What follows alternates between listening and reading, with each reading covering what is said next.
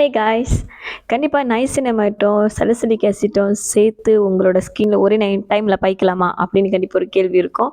அதுக்கான பதில் என்னதுன்னா கண்டிப்பாக யூஸ் பண்ணலாம். ஓகே, ஏன்னு நான் உங்களுக்கு எக்ஸ்பிளைன் பண்ணுறேன். நீங்கள் ஸ்ட்ரெயிட்டாக போய் யூஸ் பண்ணுற எனக்கு ஃபர்ஸ்ட் ஆஃப் ஆல் வந்து நைசினமைட் அண்ட் சலிசிலிக் ஆசிட்னு பார்த்தீங்கன்னா, சலிசிலிக் ஆசிட் வந்து மோர் டுவர்ட்ஸ் லைக் உங்களோட ஸ்கின் அந்த பாஸ் வரைக்கும் டீப்பாக உள்ளுக்கு பெனிட்ரேட் பண்ணி அதோட க்ளீன் பண்ணும்.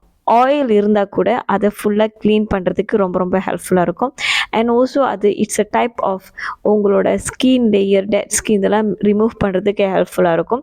அண்ட் சம்டைம் அது வந்து உங்களோட ஸ்கினை இரிட்டேட் பண்ணுறதுக்கு நிறைய வாய்ப்பு இருக்குது.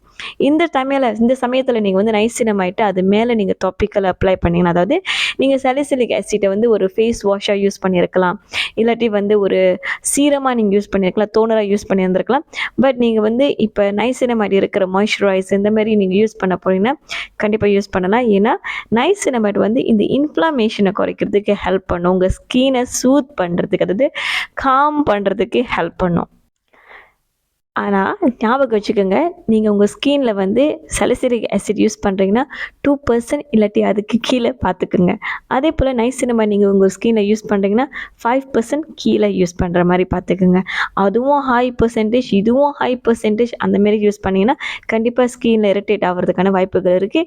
ஆனால் நீங்கள் ரெண்டையும் கம்பைன் பண்ணி யூஸ் பண்ணும்போது ஒன்று அது சலிசிலிக் ஆசிட் ஸ்கின் ஃபேஸ் வாஷாக இருக்கலாம், அண்ட் நைசினமைட் வந்து உங்களோட மாய்ஸ்சரைசராக இருக்கலாம். எங்களோட ஸ்கினை ஹைட்ரேட் பண்ணுறதுக்கு அது ஹெல்ப்ஃபுல்லாக இருக்கும்.